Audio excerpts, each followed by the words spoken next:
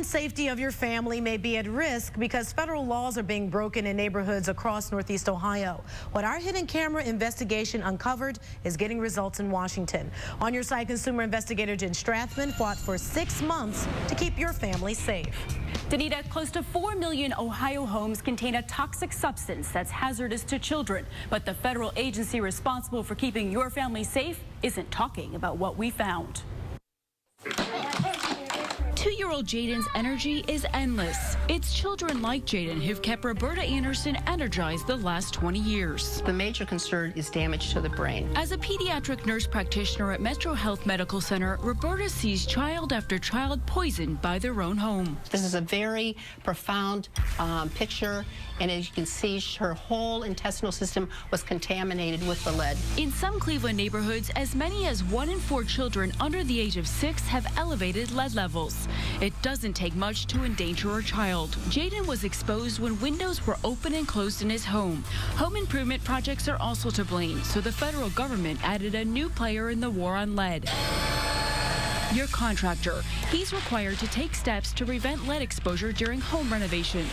It's a law that's costing contractors and homeowners more money.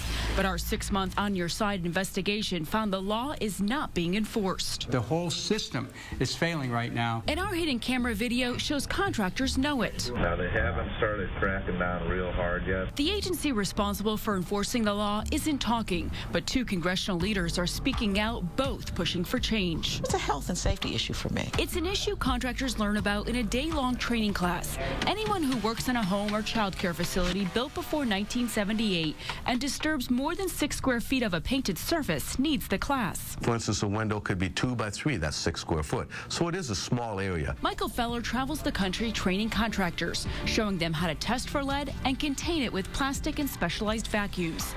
The extra equipment, certification costs, and time prepping and cleaning up a job are costing contractors and consumers money. When you look at the law, everybody really needs this, but convincing the contractors that they need the class, that's another issue. This online database makes it easy for a consumer to see who's taken the class and who hasn't.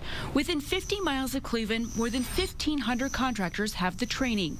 But our investigation found that's a small percentage compared with the number of contractors registered to do work in a city. In Lakewood, 72% of the remodelers haven't been trained, along with 58% of window replacement companies. We invited 3 contractors to a Lakewood home with hidden cameras to see what they're telling consumers. The Cuyahoga County Board of Health used X-ray technology to confirm the presence of lead. They found it near the doors and windows, 2 items we told contractors we wanted to replace. Well, like that window, if you open up this window and the windowsill, inside the windowsill is probably all lead paint in there. Without even testing, 2 contractors suspected lead, but this contractor wasn't so sure. I don't think you had any lead. Maybe on the outside from way back in the day, but I'm not disturbing that. He told us he'd still test for lead before he began any work. But remember, contractors need to be certified if they plan to disturb the lead-based paint. And the EPA says this contractor is not qualified. But listen to what he told us. Where'd you do that training? You have to do it down in Columbus? Yeah, down in Columbus, that's what you put out for. Essentially, the EPA's put the enforcement on kind of an honor park system. They try to rely on the contractors to do the right thing. Well, contractors aren't doing the right thing. It's a problem in Congressman Kucinich's district and also in Canton, where 73% of home improvement contractors are not trained. And in Cleveland Heights, where 60% of window installers don't know lead-safe work practices. It concerns Congresswoman Marcia Fudge, who represents the East Side. I think that people feel like as long as I can get away with doing it the way that I did it before, it's okay. If you find someone breaking the law, you can complain to the EPA. But our investigation found the EPA received more than 1,000 tips about possible violations. Yet the EPA hasn't filed a single enforcement action. It's hard to believe that out of 1,000 tips, nothing has been done. We shared our findings with Congresswoman Marcia Fudge after the EPA refused to publicly answer our questions. Fudge also pushed the EPA for answers, and we continue to push the regional and federal EPA offices. Neither office will publicly talk about enforcement. So Fudge sent this letter to top brass at the EPA EPA demanding answers and demanding an action plan. I do think that they should have enough people on the ground or the wherewithal to really start to look into people who are basically scamming the system. We found it's tough for consumers to verify who's telling the truth. Back at our home with hidden cameras, the second contractor we brought in is not listed in the EPA's database. But listen to what he told us. Yeah, we went through classes and stuff. The EPA says this contractor is certified, but consumers would only know that if they called the EPA hotline.